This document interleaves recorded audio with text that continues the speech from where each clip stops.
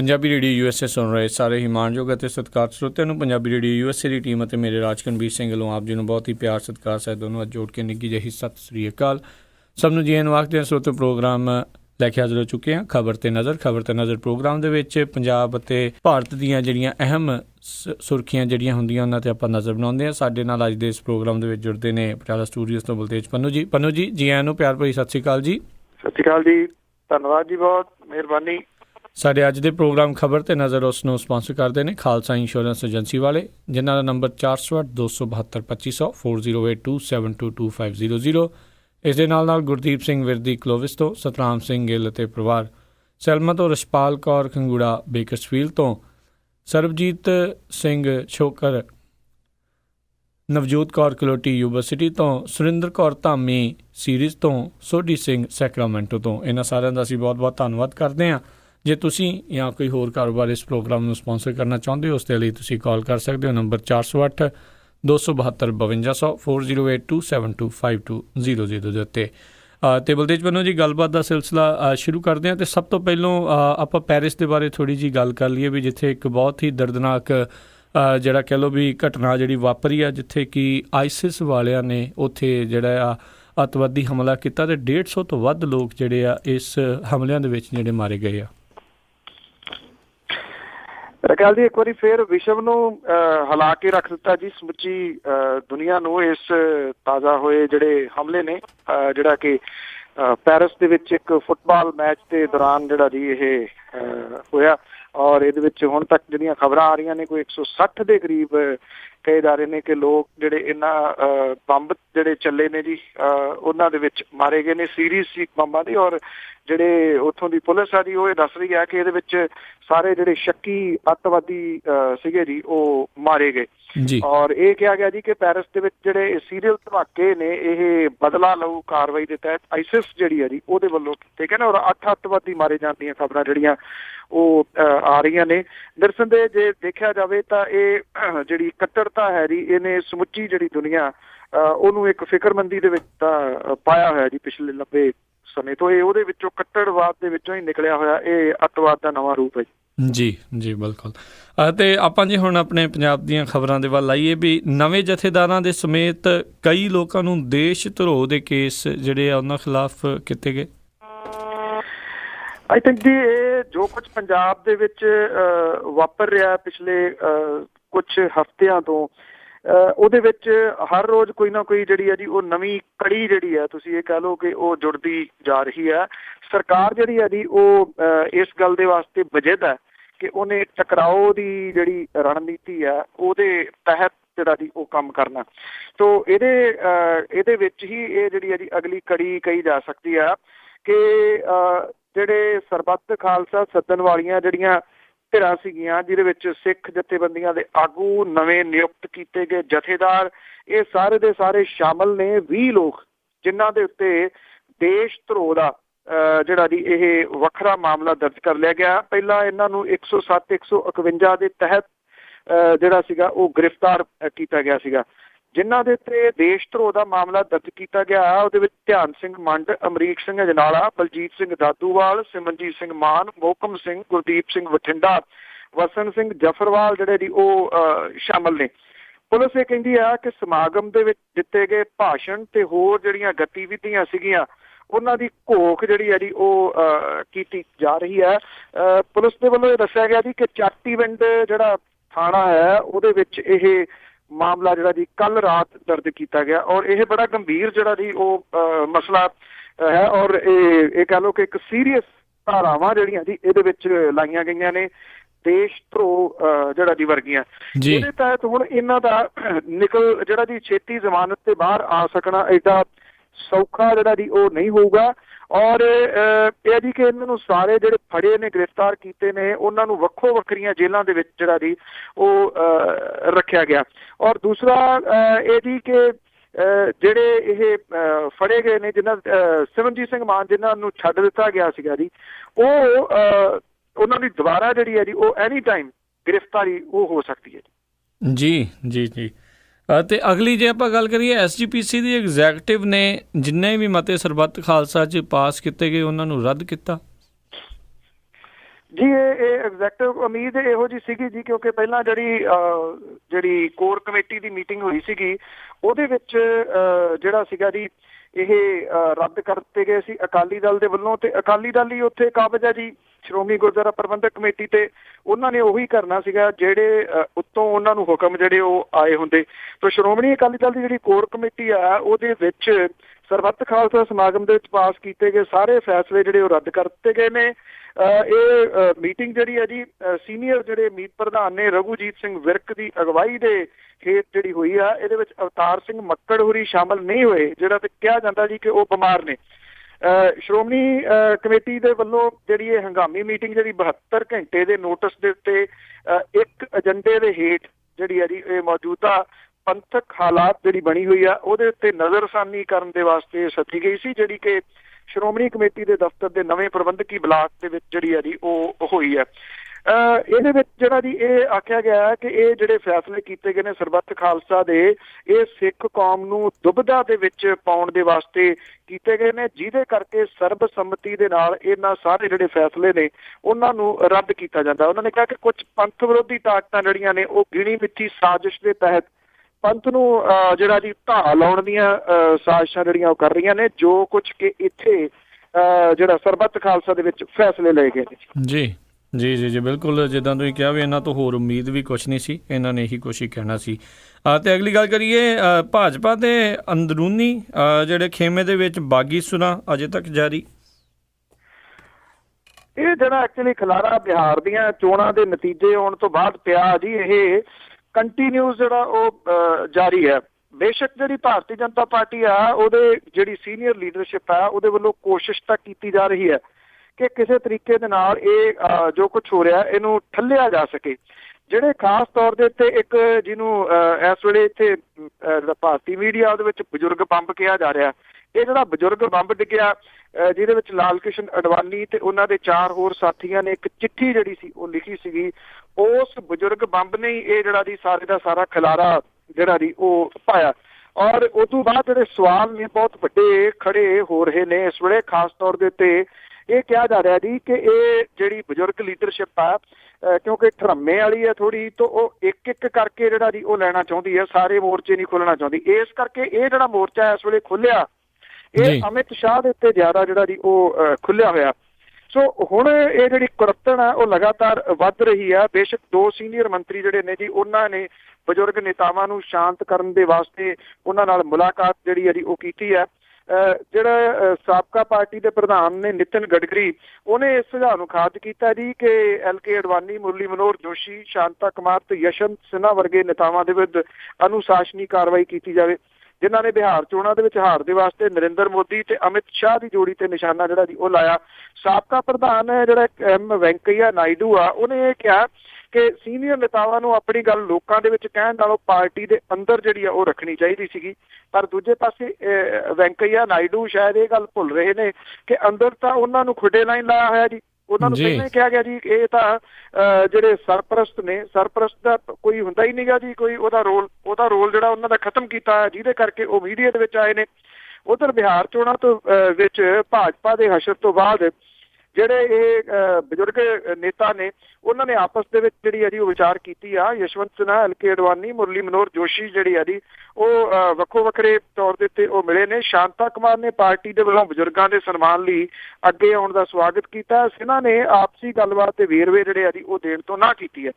ਮਾਮਲਾ ਜਿੰਨਾ ਇਹ ਸਮਝਿਆ ਜਾ ਰਿਹਾ ਕਿ ਇਹ ਠੱਪ ਹੋ ਜਾਊਗਾ 1-2 ਮੀਟਿੰਗਸ ਤੋਂ ਬਾਅਦ, ਏਦਾਂ ਸੌਖਾ ਇਹ ਜਿਹੜਾ ਨਹੀਂ ਹੈ, ਕਿਉਂਕਿ ਇਹ ਪਤਾ ਸੀਗਾ ਜੀ ਕਿ ਬਿਹਾਰ ਦੀਆਂ ਚੋਣਾਂ ਦੇ ਵਿੱਚ ਜੇ BJP ਦੀ ਹਾਰ ਹੁੰਦੀ ਆ ਤਾਂ ਅੰਦਰ ਖਾਤੇ ਉਹਨਾਂ ਤੋਂ ਜਿਹੜੀ ਵਿਰੋਧਤਾ ਉਹ ਠੱਲੀ ਨਹੀਂ ਜਾਣੀ। ਜਿਹੜੇ ਕਹਿੰਦੇ ਸੀਗੇ ਜੀ ਕਿ ਹੁਣ 15 ਸਾਲ ਤਾਂ ਤੁਸੀਂ ਪੱਕਾ ਲਾ ਕੇ ਚੱਲੋ ਕਿ ਨਰਿੰਦਰ ਮੋਦੀ ਨਹੀਂ ਹਿਲਦੇ, ਹਾਲ ਦੀ ਘੜੀ ਤਾਂ ਹਾਲਾਤ ਇਹੋ ਜਿਹੇ ਬਣ ਰਹੇ ਆ ਕਿ ਉਹ ਮਿਡ ਟਰਮ ਤੱਕ ਚੱਲ ਜਾਣਗੇ, 2.5 ਸਾਲ ਤੱਕ।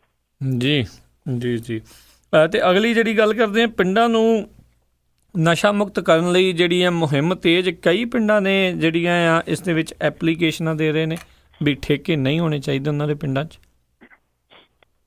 ਆਈ ਥਿੰਕ ਇਹ ਬੜਾ ਮੇਰੀ ਜਾਤੇ ਦੀ ਇਹ ਚਰੋਕਣਾ ਉਡੀਕਿਆ ਜਾ ਰਿਹਾ ਸੀਗਾ ਜੀ ਕਿ ਮਤਲਬ ਕਿ ਕਦੋਂ ਇਸ ਪਾਸੇ ਵੱਲ ਜਿਹੜੀ ਇਹਨਾਂ ਦੀ ਉਹ ਗੱਲ ਤੁਰਦੀ ਆ। ਬੜੀ ਇਹ ਇੱਕ ਤੰਦਰੁਸਤ ਖਬਰ ਜਿਹੜੀ ਹੈ ਜੀ ਉਹ ਕਹੀ ਜਾ ਸਕਦੀ ਹੈ। ਬੇਸ਼ੱਕ ਇਸ ਖਬਰ ਤੋਂ ਇਹ ਅੰਦਾਜ਼ਾ ਨਾ ਲਾ ਲਿਆ ਜਾਵੇ ਕਿ ਸਾਰਾ ਕੁਝ ਠੀਕ ਹੋਣ ਵੱਲ ਨੂੰ ਤੁਰ ਪਿਆ ਜਾਂ ਠੀਕ ਹੋ ਗਿਆ, ਤੁਰ ਜ਼ਰੂਰ ਪਿਆ। ਇਹਨੂੰ ਇਸ ਪੱਖੋਂ ਜਿਹੜਾ ਕਿਹਾ ਜਾਣਾ ਚਾਹੀਦਾ ਹੈ ਕਿਉਂਕਿ ਤਕਰੀਬਨ ਤੁਸੀਂ ਇਹ ਲਾ ਲਓ ਕਿ 8-9 ਸਾਲ ਜਿਹੜੇ ਆ ਜੀ ਉਹ ਲੱਗ ਗਏ ਇਸ ਗੱਲ ਦੇ ਸ਼ੁਰੂ ਹੁੰਦਿਆਂ।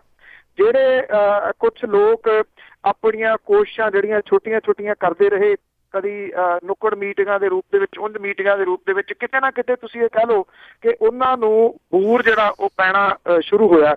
ਪੰਜਾਬ ਦੇ ਵਿੱਚ ਐਤਕੀ ਸ਼ਰਾਬ ਦੇ ਠੇਕਿਆਂ ਦੇ ਖਿਲਾਫ ਲਹਿਰ ਖੜੀ ਹੋਣ ਲੱਗੀ ਹੈ ਜੀ। ਸਰਕਾਰ ਇਹਦੇ ਤੋਂ ਹੈਰਾਨ ਹੋ ਗਈ ਹੈ। ਪੰਥਕ ਮਾਹੌਲ ਦਾ ਪਰਛਾਵਾਂ ਜਾਂ ਪੰਚਾਇਤਾਂ ਦੇ ਵਿੱਚ ਪੜ੍ਹੇ ਲਿਖੇ ਜਿਹੜੇ ਮੁੰਡੇ ਆਏ ਨੇ ਨਵੇਂ, ਉਹਨਾਂ ਦੀ ਸੂਝ-ਬੂਝ ਜਿਹੜੀ ਹੈ ਜੀ ਉਹਨੇ ਕਿਤੇ ਨਾ ਕਿਤੇ ਤਾਂ ਵਰਕ ਜਿਹੜਾ ਉਹ ਕਰਨਾ ਸ਼ੁਰੂ ਕੀਤਾ। ਜਾਂ ਇਹ ਕਹਿ ਲਓ ਕਿ ਇੱਕ ਜਨਰੇਸ਼ਨ ਗਵਾ ਕੇ ਜਿਹੜੀ ਹੁਣ ਅਗਲੀ ਜਨਰੇਸ਼ਨ ਆ ਉਹਨੇ ਥੋੜ੍ਹਾ ਸੋਚਣਾ ਸ਼ੁਰੂ ਕੀਤਾ ਕਿ ਇੱਕ ਤਾਂ ਸਾਡੇ ਚਾਚੇ ਤਾਏ ਪਿਓ ਤੁਰ ਗਏ, ਹੁਣ ਅੱਗੋਂ ਅਸੀਂ ਵੀ ਉਸੇ ਲੀਹ ਪੈ ਕੇ ਤੁਰ ਜਾਈਏ ਜਾਂ ਫਿਰ ਕੁਝ ਜਿਹੜਾ ਦੀ ਵੱਖਰਾ ਸੋਚਣਾ ਸ਼ੁਰੂ ਕਰੀਏ। ਪੁਰਾਣੇ ਰਿਕਾਰਡ ਤੋੜ ਦਿੱਤੇ ਨੇ ਜੀ ਇਸ ਵੇਲੇ ਜਿਹੜੀਆਂ ਪੰਚਾਇਤਾਂ ਨੇ। ਉਹਨਾਂ ਨੇ ਆਬਕਾਰੀ ਵਿਭਾਗ ਦੇ ਕੋਲੇ, ਕਿਉਂਕਿ ਮਾਰਚ ਦੇ ਵਿੱਚ ਜਾ ਕੇ ਠੇਕੇ ਟੁੱਟਦੇ ਨੇ, ਸਾਲ ਦੇ ਅੰਤ ਤੱਕ ਜਿਹੜੀਆਂ ਐਪਲੀਕੇਸ਼ਨਸ ਉਹ ਆਉਣੀਆਂ ਹੁੰਦੀਆਂ ਨੇ ਜੀ। 16-17 ਦੇ ਜਿਹੜੇ ਠੇਕੇ ਹੋਣੇ, ਉਹਦੇ ਵਿੱਚ 186 ਪਿੰਡਾਂ ਦੀਆਂ ਪੰਚਾਇਤਾਂ ਦੇ ਮਤੇ ਪਹੁੰਚ ਵੀ ਚੁੱਕੇ ਨੇ ਜੀ। ਔਰ ਉਹ ਪੰਜਾਬ ਦੇ ਵਿੱਚ ਇਹਨਾਂ ਪਿੰਡਾਂ ਦੇ ਵਿੱਚ ਸ਼ਰਾਬ ਦਾ, ਆਪਣੇ ਪਿੰਡ ਦੇ ਵਿੱਚ ਸ਼ਰਾਬ ਦਾ ਠੇਕਾ ਨਹੀਂ ਖੋਲ੍ਹਣਾ ਚਾਹੁੰਦੇ। ਅੱਜ ਤੱਕ ਪਹਿਲਾਂ ਇਹ ਟੋਟਲ ਜਿਹੜੀ ਐਪਲੀਕੇਸ਼ਨਸ ਆਉਂਦੀਆਂ ਨੇ, ਅੱਜ ਤੱਕ ਇਹ 140 ਤੋਂ ਉੱਪਰ ਨਹੀਂ ਸੀ ਅੰਕੜਾ ਜਿਹੜਾ ਜੀ ਉਹ ਟੱਪਿਆ। 15-16 ਦੇ ਵਿੱਚ 134 ਪਿੰਡਾਂ ਨੇ ਸ਼ਰਾਬ ਦੇ ਠੇਕੇ ਪੱਕੇ ਤੌਰ ਦੇ ਉੱਤੇ ਬੰਦ ਕਰਾਉਣ ਦੇ ਮਤੇ ਪਾਏ ਸੀਗੇ। ਇਹਦੇ ਵਿੱਚ 107 ਪਿੰਡਾਂ ਦੇ ਵਿੱਚ ਠੇਕੇ ਸ਼ਰਾਬ ਨੇ, ਜਿਹੜੇ ਸ਼ਰਾਬ ਦੇ ਠੇਕੇ ਨੇ ਉਹ ਸਰਕਾਰ ਨੇ ਬੰਦ ਕੀਤੇ ਸੀ। ਜੇ 186 ਆ ਗਈਆਂ, ਇਹ ਕਿਹਾ ਜਾ ਰਿਹਾ ਜੀ, ਇਹ ਸੋਚਿਆ ਜਾ ਸਕਦਾ ਹੈ ਕਿ ਇਸ ਵਾਰੀ 300 ਤੋਂ ਜਿਹੜੀ ਹੈ ਜੀ ਇਹ ਗਿਣਤੀ ਟੱਪੂਗੀ। ਆਈ ਥਿੰਕ ਇਹ ਆਪਣੇ ਆਪ ਦੇ ਵਿੱਚ ਬਹੁਤ ਵੱਡੀ ਗੱਲ ਜਿਹੜੀ ਹੋਊਗੀ। ਮੈਂ ਫੇਰ ਕਰਨਾ ਕਿ ਕੁਝ ਲੋਕ ਸੋਚਣਗੇ ਕਿ 12,500 ਪਿੰਡ ਆ, ਇਹਦੇ ਨਾਲ ਕੀ ਫਰਕ ਪੈ ਗਿਆ। ਗੱਲ ਦੇਖੋ, ਸ਼ੁਰੂਆਤ ਕਿਸੇ ਜਗ੍ਹਾ ਤੋਂ ਕਰਨੀ ਹੁੰਦੀ ਹੈ, ਸ਼ੁਰੂਆਤ ਕਰਨੀ ਬੜੀ ਔਖੀ ਆ। ਤੇ ਜਿਹੜੇ ਲੋਕ ਕਰ ਰਹੇ ਨੇ, ਮੇਰਾ ਖਿਆਲ ਉਹਨਾਂ ਪਿੰਡਾਂ ਨੂੰ ਐਪਰੀਸ਼ੀਏਟ ਜਿਹੜਾ ਨਾ ਜੀ, ਜਿਹੜੀਆਂ ਜਥੇਬੰਦੀਆਂ ਇਹਦੇ ਵਾਸਤੇ ਕੰਮ ਕਰ ਰਹੀਆਂ ਨੇ, ਜਿਹੜੀਆਂ ਚਾਹੁੰਦੀਆਂ ਨੇ ਕਿ ਇੱਦਾਂ ਦੀ ਮੁਹਿੰਮ ਸ਼ੁਰੂ ਹੋਵੇ, ਹੁਣ ਉਹਨਾਂ ਦੀ ਅਗਲੀ ਡਿਊਟੀ ਜਿਹੜੀ ਇਹ ਬਣੂਗੀ ਕਿ ਇਹ ਜਿਹੜੀਆਂ ਪੰਚਾਇਤਾਂ ਨੇ ਇਹਨਾਂ ਦੀ ਪਿੱਠ ਜਿਹੜੀ ਆ ਜੀ ਉਹ ਥਾਪੜੇ। ਕੇਂਦਰੀ ਮੰਤਰੀ ਹਰਸਿਮਰਤ ਕੌਰ ਜਿਹੜੀ ਬਾਦਲ ਹੈ, ਉਹਦੇ ਹਲਕਾ ਜਿਹੜਾ ਲੰਬੀ ਹੈ, ਉਹਦੇ ਪਿੰਡ ਮਾਨਾ ਦੀ ਪੰਚਾਇਤ ਨੇ ਵੀ ਪਿੰਡ ਚੋਂ ਠੇਕਾ ਬੰਦ ਕਰਾਉਣ ਦੀ ਖਾਤਰ ਮਤਾ ਜਿਹੜਾ ਜੀ ਉਹ ਪਾਸ ਕੀਤਾ ਹੈ ਤੇ ਇਹਨੂੰ ਪਿੰਡ ਨੂੰ ਮਾਡਲ ਬਣਾਉਣ ਦੇ ਵਾਸਤੇ ਗ੍ਰਾਂਟਾਂ ਦੀ ਗੱਲ ਜਿਹੜੀ ਹੈ ਉਹ ਵੀ ਕੀਤੀ ਹੈ। ਮੁਕਤਸਰ ਦੇ ਪਿੰਡ ਡੋਕ ਨੇ ਵੀ ਮਤਾ ਪਾਇਆ। ਪਿਛਲੇ ਬਾਰੇ ਲੰਬੀ ਦੇ ਪਿੰਡ ਚੰਨੂ ਤੋਂ ਇਲਾਵਾ ਪੁੱਤਰ ਬਖੂਹਾ ਦੇ ਠੇਕੇ ਵੀ ਬੰਦ ਜਿਹੜੇ ਉਹ ਕੀਤੇ ਗਏ ਸੀਗੇ। ਆਈ ਥਿੰਕ ਇਹ ਜਿਹੜੀ ਮੁਹਿੰਮ ਆ ਨਾ ਜੀ, ਇਹ ਤੋਂ ਅੱਗੇ ਅਗਲੇ ਸਟੈਪ ਦੇ ਉੱਤੇ ਜ਼ਰੂਰ ਜਾਣੀ ਚਾਹੀਦੀ ਹੈ। ਜੀ ਬਿਲਕੁਲ ਜੀ, ਇਹਨਾਂ ਨੂੰ ਦੇਖਦੇ ਹੋਏ ਬਾਕੀਆਂ ਨੂੰ ਵੀ ਇਸ ਚੀਜ਼ ਵੱਲ ਕਦਮ ਵਧਾਉਣੇ ਚਾਹੀਦੇ ਨੇ। ਤਾਂ ਜੇ ਅਗਲੀ ਗੱਲ ਕਰੀਏ, ਪੰਜਾਬ ਦੇ ਉਪ ਮੁੱਖ ਮੰਤਰੀ ਸੁਖਬੀਰ ਬਾਦਲ ਆ, ਉਹਨਾਂ ਨੂੰ ਜਿਹੜਾ ਹਰ ਇੱਕ ਚੀਜ਼ ਦੇ ਵਿੱਚ ਵਿਦੇਸ਼ੀ ਹੱਥ ਜਿਹੜਾ ਨਜ਼ਰ ਆਉਂਦਾ ਆ, ਤੇ ਉਹਨਾਂ ਦਾ ਇਹ ਬਿਆਨ ਜਿਹੜੇ ਆ ਰਹੇ ਆ ਵੀ ਇਹ ਜਿਹੜਾ ਸਾਰਾ ਕੁਝ ਵੀ ਹੋਇਆ ਪੰਜਾਬ ਦੇ ਵਿੱਚ, ਜੋ ਕੁਝ ਵੀ ਹੋ ਰਿਹਾ, ਸਭ ਵਿਦੇਸ਼ੀ ਧਿਰਾਂ ਹੀ ਜਿਹੜੀਆਂ ਕਰਾ ਰਹੀਆਂ। ਪੰਜਾਬੀ ਦਾ ਲਫ਼ਜ਼ ਹੈ ਜੀ ਬੁਖਲਾਹਟ, ਸ਼ਾਇਦ ਉਹ ਸੁਖਬੀਰ ਸਿੰਘ ਬਾਦਲ ਹੋਰਾਂ ਦੇ ਚਿਹਰੇ ਤੋਂ ਪੜ੍ਹੀ ਜਾ ਸਕਦੀ ਇਹਨਾਂ ਦਿਨਾਂ ਦੇ ਵਿੱਚ, ਬਿਲਕੁਲ ਸਪਸ਼ਟ ਰੂਪ ਦੇ ਵਿੱਚ। ਜਿਵੇਂ ਉਹ ਜਿਸ ਤਰੀਕੇ ਦੇ ਨਾਲ ਰਿਐਕਟ ਜਿਹੜਾ ਦੀ ਸਾਰੇ ਦੇ ਉੱਤੇ ਕਰ ਰਹੇ ਨੇ, ਆਈ ਥਿੰਕ ਜਿਹੜਾ ਹਾਕਮ ਹੁੰਦਾ, ਜਿਹੜਾ ਲੋਕਾਂ ਦੇ ਚੁਣਿਆ ਹੋਇਆ ਹੁੰਦਾ, ਉਹਦੇ ਇਸ ਤਰ੍ਹਾਂ ਦੀ ਬੁਖਲਾਹਟ ਉਹਦੇ ਚਿਹਰੇ ਤੋਂ ਨਹੀਂ ਦਿਸਣੀ ਚਾਹੀਦੀ। ਉਹਦੇ ਤਾਂ ਪੇਸ਼ੈਂਸ ਜਿਹੜੀ ਆ ਜੀ ਉਹ ਚਾਹੀਦੀ ਆ। ਔਰ ਦੇਖੋ, ਸਮੱਸਿਆ ਦਾ ਹੱਲ ਕੀ ਆ, ਜਿਸ ਤਰੀਕੇ ਦੇ ਨਾਲ ਸੁਖਬੀਰ ਸਿੰਘ ਬਾਦਲ ਹੋਰੀ ਸਮੱਸਿਆ ਦਾ ਹੱਲ ਜਿਹੜਾ ਭਾਲਦੇ ਨੇ, ਇਹ ਕੋਈ ਵੀਡੀਓ ਗੇਮ ਥੋੜੀ ਖੇਡ ਰਹੇ ਆ। ਉਹ ਤਾਂ ਸੂਬੇ ਨੂੰ ਜਿਹੜਾ ਦੀ ਉਹ ਚਲਾ ਰਹੇ ਨੇ। ਜਿਹੜੀ ਉਹਨਾਂ ਨੇ ਗੱਲ ਇਹਦੇ ਵਿੱਚ ਕਹੀ ਹੈ ਕਿ ਵਿਦੇਸ਼ੀ ਤਾਕਤਾਂ ਦਾ ਜਿਹੜਾ ਦੀ ਉਹ ਹੱਥ ਹੈ, ਕਿਤੇ ਨਾ ਕਿਤੇ ਅਕਾਲੀ ਦਲ ਦੇ ਨੁਮਾਇੰਦਿਆਂ ਦਾ ਵਿਦੇਸ਼ਾਂ ਦੇ ਵਿੱਚ ਹੋਇਆ ਵਿਰੋਧ ਭੁੱਲ ਨਹੀਂ ਰਿਹਾ ਮੇਰਾ ਖਿਆਲ। ਔਰ ਇਸੇ ਕਰਕੇ ਉਹ ਜਿਹੜਾ ਦੀ ਹਰੇਕ ਦੇ ਪਿੱਛੇ ਹੁਣ ਵਿਦੇਸ਼ੀ ਤਾਕਤ ਜਿਹੜੀ ਹੈ ਜੀ ਉਹ ਕਹਿ ਦਿੰਦੇ ਨੇ। ਉਹਨਾਂ ਨੇ ਇੱਥੋਂ ਤੱਕ ਕਹਿਤਾ ਕਿ ਜਿਹੜੇ ਸਰਬੱਤ ਖਾਲਸਾ ਜਿਨ੍ਹਾਂ ਨੇ ਸੱਦਿਆ ਉਹ ਸਿੱਖ ਹੀ ਨਹੀਂ। ਹੁਣ ਤੱਕ ਉਹ ਕਹੀ ਜਾਂਦੇ ਆ ਕਿ ਇਹ ਕਾਂਗਰਸੀ ਸੀਗੇ ਸਾਰੇ ਦੇ ਸਾਰੇ। ਔਰ ਉਹ ਇਹ ਕਹਿੰਦੇ ਕਿ ਜਿੰਨੇ ਉੱਥੇ ਉਹਦੇ ਵਿੱਚ ਸ਼ਾਮਲ ਹੋਏ ਨੇ ਉਹ ਸਿੱਖੀ ਦੇ ਭਲੇ ਦੇ ਵਾਸਤੇ ਹੋ ਹੀ ਨਹੀਂ ਸਕਦੇ। ਹੁਣ ਸਿੱਖੀ ਦੇ ਭਲੇ ਦੇ ਵਾਸਤੇ ਸਰਟੀਫਿਕੇਟ ਜਿਹੜਾ ਜੀ ਉਹ ਇਹਨਾਂ ਤੋਂ ਮੇਰਾ ਖਿਆਲ ਲੈਣਾ ਪਊਗਾ ਜੀ, ਕਿ ਜਿਹਨੂੰ ਉਹ ਸਰਟੀਫਿਕੇਟ ਮਿਲਿਆ ਹੋਇਆ ਸਿੱਖੀ ਦੇ ਭਲੇ ਦੇ ਵਾਸਤੇ ਸਿਰਫ ਉਹੀ ਕੰਮ ਕਰ ਰਿਹਾ। ਪੰਜਾਬ ਨੂੰ ਉਜਾੜ ਦਿੱਤਾ ਚਿੱਟੇ ਨੇ, ਇਹਨਾਂ ਦੇ ਨੇੜੇ ਤੇੜੇ ਵਾਲਿਆਂ ਨੇ, ਕੀ ਉਹ ਸਿੱਖੀ ਦਾ ਭਲਾ ਜੀ? ਜਿਹੜਾ ਕੁਝ ਹੋ ਰਿਹਾ। ਤੋ ਉਹਨਾਂ ਨੇ ਸਾਰੀ ਜਿਹੜੀ ਇਲਜ਼ਾਮਬਾਜ਼ੀ ਹੈ ਜੀ ਉਹ ਵਿਦੇਸ਼ੀ ਤਾਕਤਾਂ ਦੇ ਉੱਤੇ ਲਾਤੀ ਹੈ। ਉਹਨਾਂ ਦੇ ਸਿਰ ਭਾਂਡਾ ਜਿਹੜਾ ਜੀ ਉਹ ਭੰਨਣ ਦੇ ਸਾਰਾ ਉਹਨਾਂ ਦੇ ਸਿਰ ਭਾਂਡਾ ਜਿਹੜਾ ਜੀ ਭੰਨਿਆ ਕਿ ਇਹੀ ਤਾਕਤਾਂ ਨੇ ਜੋ ਕੁਝ ਵੀ ਜਿਹੜਾ ਜੀ ਇਹ ਸਾਰੀਆਂ ਕਰ ਰਹੀਆਂ ਨੇ। ਆਈ ਥਿੰਕ ਇਹ ਕੋਈ ਹੱਲ ਨਹੀਂ ਹੈ, ਇਹ ਕੋਈ ਹੱਲ ਨਹੀਂ ਹੈ ਜੋ ਕੁਝ ਇਹ ਕਰਨ ਦੀ ਕੋਸ਼ਿਸ਼ ਜਿਹੜੀ ਹੈ ਜੀ ਉਹ ਕਰ ਰਹੇ ਨੇ। ਇਹ ਤੋਂ ਡਿਫਰੈਂਟ ਤਰੀਕੇ ਦੇ ਨਾਲ ਐਜ਼ ਏ ਹਾਕਮ ਹੁੰਦਿਆਂ ਹੋਇਆਂ ਉਹਨਾਂ ਨੂੰ ਸੋਚਣਾ ਚਾਹੀਦਾ ਸੀ, ਪਰ ਉਹ ਸੋਚ ਨਹੀਂ ਰਹੇ। ਜੀ ਅਤੇ ਅਗਲੀ ਜੇ ਗੱਲ ਕਰੀਏ, ਅਮਨੈਸਟੀ ਇੰਟਰਨੈਸ਼ਨਲ ਨੇ ਨਰਿੰਦਰ ਮੋਦੀ ਆ ਉਹਨਾਂ ਦੇ ਉੱਤੇ ਸਵਾਲ ਜਿਹੜੇ ਖੜੇ ਕੀਤੇ। ਸਾਡੀ ਬ੍ਰਿਟਿਸ਼ ਮੀਡੀਆ ਜਿਹੜਾ ਉਹਦੇ ਵਿੱਚ ਜੇ ਤੁਸੀਂ ਉੱਥੋਂ ਦੀਆਂ ਅਖਬਾਰਾਂ ਵਗੈਰਾ ਜਿਹੜੀਆਂ ਦੀ ਉਹ ਪੜ੍ਹੋ ਤਾਂ ਉੱਥੇ ਤੁਹਾਨੂੰ ਇੱਕ ਨਵੀਂ ਜਿਹੜਾ ਜੀ ਪੱਖ ਉਹ ਦੀਦਾ ਕਿ ਨਰਿੰਦਰ ਮੋਦੀ ਹੋਰਾਂ ਦਾ ਬ੍ਰਿਟਨ ਦਾ ਜਿਹੜਾ ਦੌਰਾ ਇਹਦੇ ਵਿੱਚ ਕਿਸ ਤਰੀਕੇ ਦੇ ਨਾਲ ਉੱਥੋਂ ਦੇ ਮੀਡੀਆ ਨੇ ਜਿਹੜਾ ਜੀ ਉਹ ਲਿਆ ਜੀ। ਉੱਥੋਂ ਦੀ ਜਿਹੜੀ ਅਖਬਾਰ ਹੈ ਉਹਦੇ ਵਿੱਚ ਲਿਖਦਾ ਹੈ ਜਿਹੜਾ ਨਰਿੰਦਰ ਕਪੂਰ ਜਿਹੜਾ ਜੀ ਉਹਨੇ ਬੜਾ ਇਹਨੂੰ ਤਿੱਖੇ ਸ਼ਬਦਾਂ ਦੇ ਵਿੱਚ ਜਿਹੜਾ ਜੀ ਇੱਕ ਆਰਟੀਕਲ ਲਿਖਿਆ। ਉਹ ਇਹ ਕਹਿੰਦਾ ਕਿ ਭਾਰਤ ਦੇ ਵਿੱਚ ਤਾਲਿਬਾਨੀ ਹਿੰਦੂ ਜਿਹੜੇ ਨੇ ਉਹ ਇਸ ਵੇਲੇ ਦੂਜੀਆਂ ਜਿਹੜੀਆਂ ਘੱਟ ਗਿਣਤੀਆਂ ਨੇ ਉਹਨਾਂ ਦਾ ਜਿਉਣਾ ਹਰਾਮ ਕਰ ਰਹੇ ਨੇ ਜੀ। ਇਹ ਸਾਰੀਆਂ ਜਿਹੜੀਆਂ ਬ੍ਰਿਟਿਸ਼ ਮੀਡੀਆ ਦੇ ਵਿੱਚ ਜਿਹੜੀਆਂ ਉਹ ਖਬਰਾਂ ਛਪ ਰਹੀਆਂ ਨੇ। ਉਧਰ ਜਿਹੜਾ ਜੀ ਜਿੱਥੇ ਇਸ ਚੀਜ਼ ਨੂੰ ਬਹੁਤ ਪ੍ਰਚਾਰਿਆ ਜਾ ਰਿਹਾ ਹੈ ਕਿ ਪ੍ਰਧਾਨ ਮੰਤਰੀ ਦਾ ਜਿਹੜਾ ਦੌਰਾ ਜੀ ਉਹ ਬੜਾ ਸਫਲ ਹੈ, ਬਹੁਤ ਲੋਕ ਉੱਥੇ ਗਏ ਨੇ ਉਹਨਾਂ ਨੂੰ ਸੁਣਨ ਦੇ ਵਾਸਤੇ। ਉੱਥੇ ਐਮਨੈਸਟੀ ਇੰਟਰਨੈਸ਼ਨਲ ਜਿਹੜੀ ਹੈ ਜੀ ਉਹਨੇ ਬ੍ਰਿਟਨ ਦੇ ਪ੍ਰਧਾਨ ਮੰਤਰੀ ਡੇਵਿਡ ਕੈਮਰਨ ਨੂੰ ਕਿਹਾ ਕਿ ਉਹ ਆਪਣੇ ਇਸ ਖਾਸ ਮਹਿਮਾਨ ਕੋਲੋਂ ਦੇਸ਼ ਦੇ ਵਿੱਚ ਮਨੁੱਖੀ ਅਧਿਕਾਰਾਂ ਦੀਆਂ ਉਡਾਈਆਂ ਜਾ ਰਹੀਆਂ ਧੱਜੀਆਂ ਦਾ ਹਿਸਾਬ ਲਵੇ ਜੀ। ਦੁਨੀਆ ਭਰ ਦੇ ਵਿੱਚ ਮਨੁੱਖੀ ਅਧਿਕਾਰਾਂ ਦੀ ਪੈਰਵੀ ਕਰਨ ਵਾਲੀ ਐਮਨੈਸਟੀ ਇੰਟਰਨੈਸ਼ਨਲ ਦੇ ਬ੍ਰਿਟਨ ਦੇ ਜਿਹੜੇ ਮੁੱਖ ਨੇ ਐਲਨ ਹੋਵਰਟ, ਉਹਨਾਂ ਨੇ ਕਿਹਾ ਕਿ ਭਾਰਤ ਦੇ ਵਿੱਚ ਗੈਰ ਸਰਕਾਰੀ ਸੰਗਠਨ ਜਿਹੜੇ NGOs ਨੇ ਉਹਨਾਂ ਤੇ ਸਮਾਜਿਕ ਕਾਰਕੁਨਾਂ ਨੂੰ ਕੰਮ ਕਰਨ ਤੋਂ ਰੋਕਿਆ ਜਾ ਰਿਹਾ ਹੈ। ਇਸ ਤੋਂ ਇਲਾਵਾ ਉਹਨਾਂ ਨੇ ਫੰਡਾਂ ਦੇ ਵਿੱਚ ਕਟੌਤੀ ਕੀਤੀ ਜਾ ਰਹੀ ਹੈ ਤੇ ਉਹਨਾਂ ਨੂੰ ਦੇਸ਼ ਧਰੋਹੀ ਕਰਾਰ ਦਿੱਤਾ ਜਾ ਰਿਹਾ ਹੈ। ਉਹਨਾਂ ਨੇ ਕਿਹਾ ਕਿ ਡੇਵਿਡ ਕੈਮਰਨ ਆਪਣੇ ਇਸ ਜਿਹੜਾ ਉਹਦਾ ਗੈਸਟ ਹੈ ਉਹਦਾ ਸ਼ਾਨਦਾਰ ਸਵਾਗਤ ਕਰਨ ਦੇ ਨਾਲ ਉਹ ਤੋਂ ਇਸ ਮਾਮਲੇ ਦੇ ਉੱਤੇ ਕੁਝ ਸਵਾਲ ਵੀ ਪੁੱਛ ਲਵੇ ਜਿਹੜੇ ਕਿ ਘੱਟ ਗਿਣਤੀਆਂ ਵਾਲੇ ਜਿਹੜੇ ਉਹ ਪੁੱਛ ਰਹੇ ਨੇ। ਭਾਰਤ ਦੇ ਵਿੱਚ ਪਿਛਲੇ 1 ਸਾਲ ਦੇ ਦੌਰਾਨ 10,000 NGOs ਦੀ ਮਾਨਤਾ ਰੱਦ ਕਰ ਦਿੱਤੀ ਗਈ ਹੈ ਤਾਂ ਕਿ ਉਹ ਵਿਦੇਸ਼ੀ ਫੰਡ ਹਾਸਲ ਨਾ ਕਰ ਸਕਣ। ਉਹਨਾਂ ਨੇ ਕਿਹਾ ਕਿ ਪਿਛਲੇ ਹਫ਼ਤੇ ਗ੍ਰੀਨ ਪੀਸ ਦਾ ਲਾਇਸੈਂਸ ਵੀ ਰੱਦ ਜਿਹੜਾ ਜੀ ਉਹ ਕੀਤਾ ਗਿਆ। ਸੋ ਐਮਨੈਸਟੀ ਇੰਟਰਨੈਸ਼ਨਲ ਨੇ ਸਿੱਧੇ ਤਰੀਕੇ ਦੇ ਨਾਲ ਜਿਹੜਾ ਜੀ ਉਹ ਡੇਵਿਡ ਕੈਮਰਨ ਨੂੰ ਘੇਰ ਲਿਆ ਕਿ ਜੇ ਤੁਸੀਂ ਉਹਨਾਂ ਤੋਂ ਇਹ ਸਵਾਲਾਂ ਦੇ ਜਵਾਬ ਨਹੀਂ ਲੈਂਦੇ ਤੇ ਇਹਦਾ ਮਤਲਬ ਇਹ ਹੈ ਕਿ ਤੁਸੀਂ ਵੀ ਅਸਲੀਅਤ ਜਿਹੜੀ ਹੈ ਜੀ ਉਹ ਤੋਂ ਮੁੱਖ ਮੋੜ ਰਹੇ ਜੀ। ਅਤੇ ਜਿਹੜੀ ਇੰਡੀਆ ਦੇ ਜਿਹੜੇ ਮੀਡੀਆ ਦੀ ਬੁਖਲਾਹਟ ਵੀ ਜਿਹੜੀ ਨਜ਼ਰ ਆ ਰਹੀ ਸੀ ਜਦੋਂ ਗਾਰਡੀਅਨ ਦੇ ਇੱਕ ਪੱਤਰਕਾਰ ਨੇ ਉਹਨਾਂ ਨੂੰ ਜਿਹੜੇ ਗੁਜਰਾਤ ਦੇ ਬਾਰੇ ਜਦੋਂ ਕੁਝ ਪੁੱਛਿਆ ਤਾਂ ਉਹ ਜਿਹੜੀ ਪੂਰੀ ਅਖਬਾਰ ਨੂੰ ਜਿਹੜੀ ਕਾਫੀ ਬਹੁਤ ਚਰਚਿਤ ਵੀ ਆ ਦੀ ਗਾਰਡੀਅਨ ਉਹਨਾਂ ਨੂੰ ਹੀ ਜਿਹੜਾ ਢੋਂਗੀ ਕਰਾਰ ਦੇਣਾ ਸ਼ੁਰੂ ਕਰ ਦਿੱਤਾ ਸੀਗਾ। ਬਿਲਕੁਲ ਜੀ, ਉਹ ਤਾਂ ਚੱਲੀ ਜਾ ਰਿਹਾ ਪਰ ਮੁਸ਼ਕਿਲ ਇਹ ਹੈ ਜੀ ਕਿ ਤੁਸੀਂ ਦੇਖੋ ਉਹ ਜਿਹੜਾ ਉਹ ਸਵਾਲ ਸੀਗਾ ਉਹ ਕਿਵੇਂ ਵਾਇਰਲ ਹੋਇਆ ਜੀ, ਜਾਂਚ ਫੇਰੇ ਤੋਂ ਜਿਹੜਾ ਚਲੇ ਗਿਆ। ਇਸ ਚੀਜ਼ ਤੋਂ ਔਖੇ ਤਾਂ ਹੈਗੇ ਆ ਜੀ। ਇੱਥੇ ਵੀ ਈਵਨ ਜਿਹੜੀ ਪੰਜਾਬ ਪੁਲਿਸ ਦਾ ਕੱਲ ਦਾ ਜਿਹੜਾ ਬਿਆਨ ਸੀਗਾ ਕਿ ਜਿਹੜੇ ਔਨਲਾਈਨ ਚੱਲਦੇ ਜਿਹੜੇ ਪ੍ਰੋਗਰਾਮ ਨੇ ਜਿਹੜੇ ਪਰਚੇ ਨੇ ਔਨਲਾਈਨ ਚੱਲਦੇ ਉਹਨਾਂ ਦੇ ਉੱਤੇ ਨੇੜੇ ਤੋਂ ਪੁਲਿਸ ਦੀ ਜਿਹੜੀ ਹੈ ਜੀ ਉਹ ਨਿਗਾਹ ਕਿ ਇੱਥੇ ਜਿਹੜੇ ਪੰਜਾਬ ਦੇ ਵਿੱਚ ਜਿਹੜੇ ਉਹਨਾਂ ਪਰਚਿਆਂ ਦੇ ਨਾਲ ਜਿਹੜੇ ਸੰਬੰਧਿਤ ਨੇ ਉਹਨਾਂ ਦੇ ਅਕਾਊਂਟਾਂ ਦੇ ਵਿੱਚ ਮੋਟਾ ਪੈਸਾ ਆਉਂਦਾ ਜਿਹਦੇ ਕਰਕੇ ਪੰਜਾਬ ਨੂੰ ਜਿਹੜੀਆਂ ਉਹ ਅੱਗ ਲਾਉਣ ਦੀਆਂ ਸਾਜ਼ਿਸ਼ਾਂ ਨੇ। ਇਹ ਤਾਂ ਘੁਮਾ ਫਿਰਾ ਕੇ ਜਿਹੜਾ ਨਾ ਜੀ ਇਸ ਵੇਲੇ ਜਿਹੜੀ ਚੀਜ਼ ਰੜਕ ਰਹੀ ਆ ਉਹ ਸਾਰਾ ਕੁਝ ਇਹੀ ਰੜਕ ਰਿਹਾ ਜੀ ਕਿ ਜਿਹੜਾ ਸੋਸ਼ਲ ਮੀਡੀਆ ਤੇ ਔਨਲਾਈਨ ਜਿਹੜਾ ਮੀਡੀਆ ਹੈ ਕਿ ਉਹਨੂੰ ਕੰਟਰੋਲ ਕਿਵੇਂ ਕੀਤਾ ਜਾਵੇ। ਜੀ ਤੇ ਇੱਕ ਰਿਪੋਰਟ ਜਿਹੜੀ ਪਿਛਲੇ ਦਿਨਾਂ 'ਚ ਪੜ੍ਹੀ ਸੀ ਉਸ ਦੇ ਵਿੱਚ ਇਹ ਦੱਸਿਆ ਜਾ ਰਿਹਾ ਸੀਗਾ ਵੀ ਇਸ ਟਾਈਮ ਇੰਡੀਆ ਆ ਜਿਹੜਾ ਸਭ ਤੋਂ ਜ਼ਿਆਦਾ ਸੋਸ਼ਲ ਮੀਡੀਆ ਦਾ ਕੰਟੈਂਟ ਆ ਉਸ ਨੂੰ ਬਲੌਕ ਕਰਦਾ ਆ ਕਿਉਂਕਿ ਬਹੁਤ ਸਾਰੀਆਂ ਜਿਹੜੀਆਂ ਇੱਦਾਂ ਦੀਆਂ ਆਪਾਂ ਪੇਜਿਸ ਤੇ ਹੋਰ ਵੀ ਕਈ ਜਿਹੜੇ ਆ ਉਹਦੇ ਬਾਰੇ ਆਪਾਂ ਨੂੰ ਅਕਸਰ ਸੁਣਨ ਨੂੰ ਮਿਲਦਾ ਆ ਵੀ ਉੱਥੇ ਉਹਨਾਂ ਨੂੰ ਬੰਦ ਕਰ ਦਿੱਤਾ ਗਿਆ। ਅਤੇ ਅਗਲੀ ਜਿਹੜੀ ਆਪਾਂ ਗੱਲ ਕਰਦੇ ਹਾਂ ਕਾਂਗਰਸ ਨੂੰ ਘੇਰਨ ਦੇ ਜਿਹੜੇ ਮੁੱਦੇ ਦੇ ਉੱਤੇ ਜਿਹੜੀ ਆ ਅਕਾਲੀ ਆ ਉਹ ਦੁਚਿੱਤੀ 'ਚ ਨੇ। ਐਕਚੁਅਲੀ ਇਹ ਹੈ ਜੀ ਜਿਹੜਾ ਨਾ ਪਿਛਲੇ ਦਿਨਾਂ ਦੇ ਵਿੱਚ ਕਿਉਂਕਿ ਸ਼ਾਰਟ ਟੈਂਪਰ ਨੇ ਜੀ ਸਾਡੇ ਜਿਹਨਾਂ ਕੋਲ ਗ੍ਰਹਿ ਮੰਤਰਾਲਾ ਉਹ ਝੱਟ ਦੇਣੀ ਕਹਿੰਦੇ ਨੇ ਕਿ ਸਾਡੇ ਕੋਲੇ ਫੋਨ ਜਿਹੜੇ ਆ ਉਹ ਟੇਪ ਆ ਗਏ ਕਾਂਗਰਸੀਆਂ ਦੇ ਜੀ ਤੇ ਉਹ ਅਸੀਂ ਹੁਣ ਜਿਹੜਾ ਜੀ ਜਨਤਕ ਕਰਾਂਗੇ। ਇਹਦੀ ਡਿਊਟੀ ਲਾਤੀ ਉਹਨਾਂ ਨੇ। ਪ੍ਰੇਮ ਸਿੰਘ ਚੰਦੂ ਮਾਜਰਾ ਦੀ ਪ੍ਰੈਸ ਕਾਨਫਰੰਸ ਕਰ ਰਹੇ ਨੇ, ਮੁੜ ਕੇ ਨਾਲ ਦੀ ਨਾਲ ਇਹ ਕਹਿਤਾ ਜੀ ਕਿ ਨਹੀਂ ਉਹ ਨਹੀਂ ਕਰ ਰਹੇ। ਜਿਹੜੇ ਮੁੱਖ ਮੰਤਰੀ ਦੇ ਸਲਾਹਕਾਰ ਮਹੇਸ਼ਿੰਦਰ ਸਿੰਘ ਗਰੇਵਾਲ ਨੇ ਉਹ ਪ੍ਰੈਸ ਨੂੰ ਸੰਬੋਧਨ ਕਰਨਗੇ। ਪ੍ਰੈਸ ਵਾਲੇ ਮਹੇਸ਼ਿੰਦਰ ਸਿੰਘ ਗਰੇਵਾਲ ਨੂੰ ਉਡੀਕਦੇ ਰਹੇ। ਮੈਸੇਜ ਇਹ ਆ ਗਿਆ ਜੀ, ਨਹੀਂ ਇਹ ਪ੍ਰੈਸ ਕਾਨਫਰੰਸ ਜਿਹੜੀ ਆ ਉਹ ਕੈਂਸਲ ਕਰ ਦਿੱਤੀ ਗਈ ਆ। ਹੋਇਆ ਅਸਲ ਦੇ ਵਿੱਚ ਕੀ ਆ ਕਿ ਇਹ ਤੱਤ ਭੜੱਥੀ ਜਿਹੜੀਆਂ ਕਿਉਂਕਿ ਫੋਨ ਰਿਕਾਰਡ ਤਾਂ ਕਰ ਰਹੀ ਆ ਜਿਹੜੀ ਪੰਜਾਬ ਸਰਕਾਰ। ਅੱਛਾ, ਜਦੋਂ ਕਿਸੇ ਦਾ ਤੁਸੀਂ ਫੋਨ ਰਿਕਾਰਡ ਕਰਨਾ ਜਾਂ ਉਹਨੂੰ ਜਨਤਕ ਕਰਨਾ, ਉਹ ਤੁਹਾਨੂੰ ਗ੍ਰਹਿ ਮੰਤਰਾਲੇ ਤੋਂ, ਜਿਹੜਾ ਕੇਂਦਰੀ ਗ੍ਰਹਿ ਮੰਤਰਾਲਾ, ਉਹਦੇ ਤੋਂ ਤੁਹਾਨੂੰ ਉਹਦੀ ਪਰਮਿਸ਼ਨ ਲੈਣੀ ਪੈਂਦੀ ਆ। ਹੁਣ ਉਹਦੀ ਪਰਮਿਸ਼ਨ ਤਾਂ ਲਈ ਨਹੀਂ ਗਈ। ਇਹ ਆਪਣੇ ਤੌਰ ਦੇ ਉੱਤੇ ਫੋਨ ਜਿਹੜੇ ਉਹ ਟੈਪ ਕੀਤੇ ਗਏ ਨੇ। ਜੇ ਇਹ ਜਨਤਕ ਕਰਦੇ ਨੇ ਤਾਂ ਪੰਜਾਬ ਸਰਕਾਰ ਜਿਹੜੀ ਆ ਜੀ ਉਹ ਇਸ ਮਸਲੇ ਦੇ ਉੱਤੇ ਘਿਰ ਸਕਦੀ ਆ ਕਿ ਕਿਹਦੀ ਪਰਮਿਸ਼ਨ ਦੇ ਨਾਲ ਤੁਸੀਂ ਇਹ ਜਿਹੜੇ ਫੋਨ ਟੈਪ ਕੀਤੇ ਆ, ਤੇ ਇਹ ਜਿਹੜਾ ਜੀ ਇਹਨਾਂ ਨੂੰ ਤੁਸੀਂ ਜਨਤਕ ਜਿਹੜਾ ਜੀ ਉਹ ਕਿਵੇਂ ਕਰ ਰਹੇ ਹੋ, ਜਿਹੜਾ ਗੈਰ ਕਾਨੂੰਨੀ ਤਰੀਕਾ ਇਹ ਤੁਸੀਂ ਅਪਣਾ ਰਹੇ ਹੋ।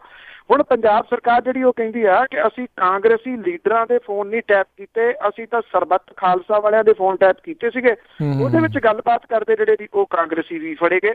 ਇਸ ਕਰਕੇ ਉਹ ਕਹਿੰਦੇ ਅਸੀਂ ਤਾਂ ਜਿਹੜੀਆਂ ਇਹ ਪੰਥਕ ਧਿਰਾਂ ਵਾਲੇ ਸੀ, ਇਹਨਾਂ ਦੇ ਫੋਨ ਜਿਹੜੇ ਆ ਉਹ ਜਨਤਕ ਕਰਨੇ ਆ ਕਿ ਇਹਨਾਂ ਦੇ ਕਾਂਗਰਸੀਆਂ ਦੇ ਨਾਲ ਸੰਬੰਧ ਨੇ, ਕਿਉਂਕਿ ਅੱਡੀ ਚੋਟੀ ਦਾ ਜ਼ੋਰ ਇਹ ਲੱਗਿਆ ਹੋਇਆ ਕਿ ਇਹ ਜਿਹੜਾ ਇਕੱਠ ਸੀਗਾ ਚੱਬੇ ਦੇ ਵਿੱਚ, ਇਹ ਸਾਰੇ ਦਾ ਸਾਰਾ ਕਾਂਗਰਸੀਆਂ ਦਾ ਇਕੱਠ ਸੀਗਾ। ਮੈਂ ਤਾਂ ਕੱਲ ਵੀ ਕਿਹਾ ਸੀਗਾ ਜੀ ਕਿ ਇਹ ਜਿਹੜਾ ਜੇ ਕਾਂਗਰਸੀਆਂ ਦਾ ਇਕੱਠ ਸੀਗਾ, ਫਿਰ ਤਾਂ ਕਾਂਗਰਸ ਨੂੰ ਆਉਂਦੀਆਂ ਚੋਣਾਂ ਦੇ ਵਿੱਚ ਮਿਹਨਤ ਕਰਨ ਦੀ ਲੋੜ ਹੀ ਨਹੀਂ, ਚੁੱਪ ਕਰਕੇ ਘਰੇ ਬਹਿ ਜਾਏ, ਉਹ ਤਾਂ ਜਿੱਤੀ ਪਈ ਆ। ਦੂਜੀ ਇੱਕ ਟਿੱਪਣੀ ਬੜੀ ਕਮਾਲ ਦੀ ਫੇਸਬੁੱਕ ਦੇ ਉੱਤੇ ਮੈਂ ਇੱਕ ਲਾਈਨ ਦੇ ਵਿੱਚ ਪੜ੍ਹੀ ਸੀ, ਕਹਿੰਦੇ ਵੀ ਬਾਦਲ ਸਾਹਿਬ ਨੇ ਕਿਹਾ ਵੀ ਇਹ ਕਾਂਗਰਸੀਆਂ ਦਾ ਇਕੱਠ ਸੀ। ਕਹਿੰਦੇ ਬਿਲਕੁਲ ਠੀਕ ਕਹਿੰਦੇ ਨੇ, ਇੰਨੀਆਂ ਪੱਗਾਂ ਵਾਲੇ ਅਕਾਲੀਆਂ ਦੇ ਇਕੱਠ ਤਾਂ ਦਿਸਦੇ ਹੀ ਨਹੀਂ। ਜੀ ਬਿਲਕੁਲ ਜੀ। ਤੇ ਅਗਲੀ ਜਿਹੜੀ ਆਪਾਂ ਹੁਣ ਗੱਲ ਕਰੀਏ, 1 ਰੈਂਕ 1 ਪੈਨਸ਼ਨ ਦੇ ਲਈ ਜੂਝ ਰਹੇ ਜਿਹੜੇ ਫੌਜੀਆਂ ਦੇ ਮਾਮਲੇ ਦੇ ਵਿੱਚ ਅਰਵਿੰਦ ਕੇਜਰੀਵਾਲ ਦਾ ਵੀ ਉਹਨਾਂ ਨੂੰ ਸਾਥ ਮਿਲਿਆ। ਬਿਲਕੁਲ ਜੀ, ਇਹ ਜਿਹੜਾ ਬੇਸ਼ੱਕ ਜਿਹੜਾ ਅੱਧ-ਪਚੱਧਾ ਜਿਹਾ ਸਰਕਾਰ ਨੇ ਜਿਹੜਾ ਲਾਗੂ ਕੀਤਾ ਸੀਗਾ, ਪਰ ਜਿਹੜੇ ਸਾਬਕਾ ਫੌਜੀ ਨੇ ਜੀ ਉਹ ਮੰਨਦੇ ਨਹੀਂ ਪਏ ਇਸ ਗੱਲ ਨੂੰ। ਹੁਣ ਜਿਹੜਾ ਮੈਡਲ ਮੋੜਨ ਤੇ ਮੈਡਲ ਦੀਆਂ ਜਿਹੜੀਆਂ ਘਟਨਾਵਾਂ ਉਹ ਜਾਰੀ ਨੇ ਜੀ। ਜੰਤਰ ਮੰਤਰ ਦੇ ਵਿੱਚ ਬੈਠੇ ਜਿਹੜੇ ਸਾਬਕਾ ਫੌਜੀ ਨੇ ਜੀ, ਉਹਨਾਂ ਦੀ ਇਸ ਮੰਗ ਨੂੰ ਕਾਫੀ ਬੂਸਟ ਮਿਲਿਆ ਜਦੋਂ ਕਿ ਦਿੱਲੀ ਦੇ ਮੁੱਖ ਮੰਤਰੀ ਅਰਵਿੰਦ ਕੇਜਰੀਵਾਲ ਹੋਰੀ ਉਹ ਜੰਤਰ ਮੰਤਰ ਦੇ ਉੱਤੇ ਆਪ ਪਹੁੰਚੇ ਔਰ ਉਹਨਾਂ ਨੇ ਇਹਨਾਂ ਫੌਜੀਆਂ ਦੀ ਜਿਹੜੀ ਟੀ-ਸ਼ਰਟ ਜਿਹਦੇ ਉੱਤੇ 1 ਰੈਂਕ 1 ਪੈਨਸ਼ਨ ਲਿਖਿਆ ਹੋਇਆ ਔਰ ਜਿਹੜੀ ਕੈਪ ਹੈ ਉਹ ਪਾ ਕੇ ਉੱਥੇ ਉਹਨਾਂ ਨੂੰ ਸੰਬੋਧਨ ਕੀਤਾ। ਇਹ ਆਖਿਆ ਕਿ ਉਹ ਸਾਬਕਾ ਫੌਜੀਆਂ ਦਾ ਦਿਲੋਂ ਸਤਿਕਾਰ ਕਰਦੇ ਨੇ ਔਰ ਉਹਨਾਂ ਨੇ ਕਿਹਾ ਕਿ ਕੇਂਦਰ ਦੀ ਸਰਕਾਰ ਜਿਹੜੀ ਆ ਜੀ ਉਹ ਜਾਣ ਬੁੱਝ ਕੇ ਇਹ ਸਾਰਾ ਕੁਝ ਟਾਲ ਰਹੀ ਹੈ। ਉਹ ਕਹਿੰਦੇ ਚੋਣਾਂ ਜਿੱਤਣ ਦੇ ਵਾਸਤੇ 1.25 ਲੱਖ ਕਰੋੜ ਤੱਕ ਦੇ ਪੈਕੇਜ ਦਿੱਤੇ ਜਾ ਰਹੇ ਆ, ਕਿਤੇ 80,000 ਕਰੋੜ ਦੇ ਪੈਕੇਜ ਦਿੱਤੇ ਜਾ ਰਹੇ ਆ। ਉਹ ਕਹਿੰਦੇ 1,000 ਕਰੋੜ ਜਿਹੜਾ ਜੀ ਕੀ ਸਰਕਾਰ ਉਹ ਵੀ ਜਿਹੜਾ ਜੀ ਇਹਨਾਂ ਦੇ ਵਾਸਤੇ ਅਫੋਰਡ ਨਹੀਂ ਕਰ ਸਕਦੀ, ਜਿਨ੍ਹਾਂ ਨੇ ਮੁਲਕ ਦੇ ਵਾਸਤੇ ਜਿਹੜਾ ਜੀ ਉਹ ਲੜਾਈਆਂ ਲੜੀਆਂ ਨੇ। ਦੂਜੇ ਪਾਸੇ ਜਿਹੜੇ ਭਾਰਤ ਦੇ ਰੱਖਿਆ ਮੰਤਰੀ ਨੇ ਮਨੋਹਰ ਪਰਿਕਰ, ਉਹਨੇ ਕਿਹਾ ਕਿ ਹੁਣ ਸਾਬਕਾ ਫੌਜੀਆਂ ਨੇ ਸਾਬਤ ਕਰਨਾ ਹੈ ਕਿ ਉਹਨਾਂ ਨੇ 1 ਰੈਂਕ 1 ਪੈਨਸ਼ਨ ਲਈ ਚੱਲ ਰਹੇ ਅੰਦੋਲਨ ਪਿੱਛੇ ਜਿਹੜਾ ਸਿਆਸੀ ਉਦੇਸ਼ ਹੈ ਉਹਨੂੰ ਪਾਸੇ ਕਰਨਾ। ਉਹਨਾਂ ਨੇ ਕਿਹਾ ਕਿ ਜੇ ਮੈਂ ਕੁਝ ਕਿਹਾ ਤਾਂ ਇਹ ਦੋਸ਼ ਲੱਗ ਜਾਊਗਾ, ਪਰ ਉਹਨਾਂ ਨੂੰ ਸਾਬਤ ਕਰਨ ਦਿਓ ਕਿ ਇਹ ਸਿਆਸੀ ਅੰਦੋਲਨ ਨਹੀਂ ਹੈ। ਉਹ ਕਹਿੰਦੇ ਇਹ ਇੱਕ ਸਿਆਸੀ ਅੰਦੋਲਨ ਹੈ ਤੇ ਇਹਦੇ ਵਿੱਚ ਹੁਣ ਅਰਵਿੰਦ ਕੇਜਰੀਵਾਲ ਦੇ ਆ ਜਾਣ ਕਰਕੇ ਤਾਂ ਇਹ ਜਿਹੜੀ ਸਾਰੀ ਕਹਾਣੀ ਆ ਉਹ ਸਾਹਮਣੇ ਆ ਗਈ ਹੈ, ਕਿਉਂਕਿ ਚਿੜਤਾ ਅਸਲ ਦੇ ਵਿੱਚ ਭਾਰਤੀ ਜਨਤਾ ਪਾਰਟੀ ਨੂੰ ਹਰ ਗੱਲ ਦੇ ਉੱਤੇ ਅਰਵਿੰਦ ਕੇਜਰੀਵਾਲ ਤੋਂ ਹੈ ਨਾ ਜੀ, ਜਿਹੋ ਜਿਹੇ ਹਾਲਾਤ ਜਿਹੜੇ ਉਹ ਬਣੇ ਹੋਏ ਨੇ। ਸੋ ਇਸ ਕਰਕੇ ਉਹ ਪਰ ਦੂਸਰਾ ਇਹਦਾ ਪੱਖ ਇਹ ਆ ਕਿ ਇਹਦੇ ਨਾਲ ਇੱਕ ਬੂਸਟ ਜਿਹੜਾ ਦੀ ਜ਼ਰੂਰ ਮਿਲਿਆ ਵੱਡਾ। ਜੀ ਅਤੇ ਅਗਲੀ ਜੇ ਆਪਾਂ ਗੱਲ ਕਰੀਏ, ਇਹ ਇੱਕ ਜਿਹੜੀ ਖਬਰ ਆ ਰਹੀ ਆ ਵੀ ਜਿਹੜੇ ਈਡੀ ਦੇ ਸਹਾਇਕ ਡਾਇਰੈਕਟਰ ਨਿਰੰਜਨ ਸਿੰਘ ਆ, ਉਹਨਾਂ ਦੀ ਬਦਲੀ ਜਿਹੜੀ ਆ ਰੱਦ ਕਰ ਦਿੱਤੀ ਗਈ ਹੈ ਕੇਂਦਰ ਦੇ ਵੱਲੋਂ। ਬਿਲਕੁਲ ਜੀ, ਇਹ ਬੜਾ ਝਟਕਾ ਜਿਹੜਾ ਉਹ ਅਕਾਲੀਆਂ ਨੂੰ ਜਿਹੜਾ ਜੀ ਇਹ ਕਿਹਾ ਜਾ ਸਕਦਾ ਹੈ, ਕਿਉਂਕਿ ਜਿਹੜਾ ਇਹ ਮਾਮਲਾ ਚੱਲ ਰਿਹਾ ਸੀਗਾ ਜੀ ਤਕਰੀਬਨ 10 ਮਹੀਨੇ ਚੱਲਿਆ ਅਦਾਲਤ ਦੇ ਵਿੱਚ। ਅਦਾਲਤ ਨੇ ਸੈਂਟਰ ਦੀ ਸਰਕਾਰ ਨੂੰ ਪੁੱਛਿਆ ਸੀਗਾ ਕਿ ਦੱਸੋ ਇਹ ਬਦਲੀ ਕਿਉਂ ਰੱਦ ਕੀਤੀ ਗਈ ਹੈ।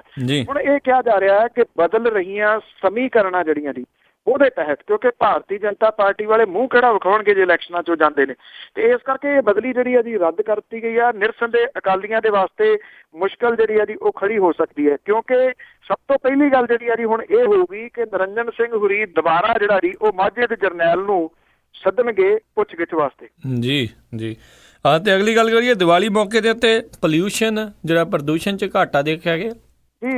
ਇਹ ਗੱਲ ਬੜੀ ਪੋਜ਼ਿਟਿਵ ਜਿਹੜੀ ਆ ਉਹ ਕਹੀ ਜਾ ਸਕਦੀ ਹੈ। ਇੱਕ ਤਾਂ ਜੀ ਪਟਿਆਲਾ ਸ਼ਹਿਰ ਜਿਹੜਾ ਜੀ ਫਿਰ ਪੰਜਾਬ ਦੇ ਵਿੱਚੋਂ ਲਗਾਤਾਰ 5ਵੇਂ ਸਾਲ ਦੇ ਵਿੱਚ ਪਹਿਲੇ ਨੰਬਰ ਤੇ ਆਇਆ ਜੀ, ਜਿੱਥੇ ਪੋਲਿਊਸ਼ਨ ਸਭ ਤੋਂ ਘੱਟ ਜਿਹੜਾ ਜੀ ਦੀਵਾਲੀ ਦੇ ਮੌਕੇ ਦੇ ਉੱਤੇ ਰਿਹਾ ਜੀ। ਔਰ ਇਹ ਜਿਹੜਾ ਪੋਲਿਊਸ਼ਨ ਕੰਟਰੋਲ ਬੋਰਡ ਹੈ ਉਹਨੇ ਪਟਿਆਲਾ, ਮੰਡੀ ਗੋਬਿੰਦਗੜ੍ਹ, ਲੁਧਿਆਣਾ, ਜਲੰਧਰ, ਅੰਮ੍ਰਿਤਸਰ ਦੇ ਵਿੱਚ ਜਿਹੜੇ ਸੀਗੇ ਜੀ ਇਹ ਪ੍ਰਦੂਸ਼ਣ ਮਾਪਣ ਦੇ ਵਾਸਤੇ ਸਟੇਸ਼ਨ ਜਿਹੜੇ ਉਹ ਸਥਾਪਿਤ ਕੀਤੇ ਸੀਗੇ। ਸਭ ਤੋਂ ਵੱਧ ਪੋਲਿਊਸ਼ਨ ਜਿਹੜਾ ਜੀ ਉਹ ਪਵਿੱਤਰ ਸ਼ਹਿਰ ਅੰਮ੍ਰਿਤਸਰ ਦੇ ਵਿੱਚ ਜਿਹੜਾ ਜੀ ਉਹ ਰਿਹਾ ਜੀ। ਜਿਹੜੀ ਕਾਲੀ ਦੀਵਾਲੀ ਸੀਗੀ ਜੀ ਉਹਦੀ ਵਜ੍ਹਾ ਕਰਕੇ ਇਸ ਵਾਰੀ ਪਟਾਕੇ ਜਿਹੜੇ ਸੀ ਉਹ ਬਹੁਤ ਘੱਟ ਜਿਹੜੇ ਉਹ ਚੱਲੇ, ਬੇਸ਼ੱਕ ਚੱਲੇ ਜ਼ਰੂਰ। ਔਰ ਜਿਹੜਾ ਜੀ ਪ੍ਰਦੂਸ਼ਣ ਦੀ ਮਾਤਰਾ ਜਿਹੜੀ ਹੈ ਜੀ ਉਹ 180 ਮਾਈਕਰੋਗ੍ਰਾਮ ਜਿਹੜੀ ਹੈ ਜੀ ਉਹ ਪ੍ਰਤੀ ਘਣ ਮੀਟਰ ਰਹੀ ਹੈ। ਅੰਮ੍ਰਿਤਸਰ ਦੇ ਵਿੱਚ ਇਹਦੀ ਮਾਤਰਾ ਸਭ ਤੋਂ ਵੱਧ 254 ਮਾਈਕਰੋਗ੍ਰਾਮ ਰਹੀ ਹੈ। ਪਟਿਆਲੇ ਦੇ ਵਿੱਚ 180 ਸਭ ਤੋਂ ਘੱਟ ਔਰ ਅੰਮ੍ਰਿਤਸਰ ਦੇ ਵਿੱਚ ਸਭ ਤੋਂ ਵੱਧ 254। ਜਿਹੜਾ ਪਟਿਆਲਾ ਤੇ ਜਲੰਧਰ ਦੇ ਵਿੱਚ ਆਵਾਜ਼ ਪ੍ਰਦੂਸ਼ਣ ਜਿਹੜਾ ਜੀ ਉਹਦੇ ਵਿੱਚ ਵਾਧਾ ਜਿਹੜਾ ਜੀ ਉਹ ਕੁਝ ਦਰਜ ਜ਼ਰੂਰ ਕੀਤਾ ਗਿਆ। ਔਰ ਜਿਹੜਾ ਆਵਾਜ਼ ਦੇ ਵਿੱਚ ਇਹ ਵਾਧਾ ਹੈ ਜੀ ਇਹ ਪਟਿਆਲੇ ਦੇ ਵਿੱਚ 69.5 dB ਯਾਨੀ ਕਿ ਡੈਸੀਬਲ ਤੋਂ ਵੱਧ ਕੇ ਐਤਕੀ 72.7 dB ਹੋ ਗਿਆ। ਜਲੰਧਰ ਤੇ ਪਟਿਆਲੇ ਦੇ ਵਿੱਚ ਇਹਦੀ ਮਾਤਰਾ ਪਹਿਲਾਂ ਨਾਲੋਂ ਜਿਹੜੀ ਹੈ ਜੀ ਉਹ ਵੱਧ ਰਹੀ ਹੈ। ਔਰ ਜਲੰਧਰ ਦੇ ਵਿੱਚ ਪਿਛਲੇ ਵਾਰੇ ਇਹ ਜਿਹੜਾ ਸੀਗਾ 48 dB ਸੀਗਾ ਤੇ ਇਸ ਵਾਰੀ 53 dB ਤੱਕ ਜਿਹੜਾ ਜੀ ਉਹ ਪਹੁੰਚ ਗਿਆ। ਸੋ ਜਿਹੜੀ ਇਹਦੇ ਵਿੱਚ ਸਿਰਫ ਤਸੱਲੀ ਵਾਲੀ ਗੱਲ ਇਹ ਹੈ ਜੀ ਕਿ ਐਕਚੁਅਲੀ ਅਵੇਅਰਨੈਸ ਆ ਤਾਂ ਜਿਹੜੀ ਹੈ ਜੀ ਉਹ ਰਹੀ ਹੈ। ਇਹ ਕਿਹਾ ਜਾ ਰਿਹਾ ਜੀ ਕਿ ਸਕੂਲਾਂ ਦੇ ਵਿੱਚ ਜਿਹੜਾ ਗ੍ਰੀਨ ਦੀਵਾਲੀ ਦਾ ਸੱਦਾ ਜਿਹੜਾ ਕੁਝ ਟੀਚਰ ਜਿਹੜੇ ਚੰਗੇ ਸੋਚਣ ਵਾਲੇ ਨੇ ਉਹ ਬੱਚਿਆਂ ਨੂੰ ਦੇ ਰਹੇ ਨੇ, ਇਹਦਾ ਅਸਰ ਜਿਹੜਾ ਜੀ ਉਹ ਕਾਫੀ ਪੈ ਰਿਹਾ। ਬੱਚੇ ਖੁਦ ਜਿਹੜੇ ਨੇ ਉਹ ਨਾ ਕਰਨ ਲੱਗੇ ਨੇ ਜੀ ਪਟਾਕਿਆਂ ਤੋਂ। ਇਹ ਬੜਾ ਇੱਕ ਪੋਜ਼ਿਟਿਵ ਜਿਹੜਾ ਜੀ ਉਹ ਸਾਈਨ ਕਿਹਾ ਜਾ ਸਕਦਾ ਜੀ। ਜੀ ਜੀ ਤੇ ਬਹੁਤ ਬਹੁਤ ਧੰਨਵਾਦ ਬਲਤੇਜ ਪੰਨੂ ਜੀ, ਤੁਸੀਂ ਇਹਨਾਂ ਖਬਰਾਂ ਬਾਰੇ ਜਾਣਕਾਰੀ ਦਿੱਤੀ। ਤੇ ਜਾਣ ਤੋਂ ਪਹਿਲਾਂ ਅੱਜਨਾਮਾ ਕਿ ਕਿਸੇ ਭੋਗ ਮੌਕੇ ਮਿਲ ਗਏ ਕਾਂਗਰਸੀਏ, ਰਿਸ਼ਤੇਦਾਰੀ ਵਿੱਚ ਦੋਵਾਂ ਦਾ ਨੇੜ ਬੇਲੀ। ਕਿਸੇ ਭੋਗ ਮੌਕੇ ਮਿਲ ਗਏ ਕਾਂਗਰਸੀਏ, ਰਿਸ਼ਤੇਦਾਰੀ ਵਿੱਚ ਦੋਵਾਂ ਦਾ ਨੇੜ ਬੇਲੀ। ਚਾਹ ਪਾਣੀ ਉਹ ਜਦੋਂ ਸਾਨੂੰ ਛਕਣ ਲੱਗੇ, ਲਈ ਸੀ ਬਾਤ ਕੁਝ ਰਾਜ ਸੀ ਛੇੜ ਬੇਲੀ ਜੀ। ਇੱਕ ਆਇਆ ਸੀ ਚੱਬੇ ਦਾ ਲਾ ਚੱਕਰ, ਉਸਨੇ ਦਿੱਤੇ ਸਨ ਜ਼ਖਮ ਉਚੇੜ ਬੇਲੀ। ਕਤਲ ਬਾਪੂ ਦਾ ਦੂਜੇ ਨੂੰ ਯਾਦ ਆਇਆ, ਇੱਥੇ ਛਿੜ ਗਿਆ ਦੋਵਾਂ ਦਾ ਭੇੜ ਬੇਲੀ। ਜਦ ਫਿਰ ਲੱਗੇ ਸ਼ਰਧਾਂਜਲੀ ਦੇਣ ਦੋਵੇਂ, ਮਰਨ ਵਾਲਾ ਤਾਂ ਗਏ ਉਹ ਭੁੱਲ ਬੇਲੀ। ਜਦ ਫਿਰ ਲੱਗੇ ਸ਼ਰਧਾਂਜਲੀ ਦੇਣ ਦੋਵੇਂ, ਮਰਨ ਵਾਲਾ ਤਾਂ ਗਏ ਉਹ ਭੁੱਲ ਬੇਲੀ। ਝੜੀ ਮਿਹਣਿਆਂ ਦੀ ਦੋਵਾਂ ਖੂਬ ਲਾਈ, ਕੱਢ ਕੇ ਗਏ ਪੜਾਸ ਫਿਰ ਕੁੱਲ ਬੇਲੀ।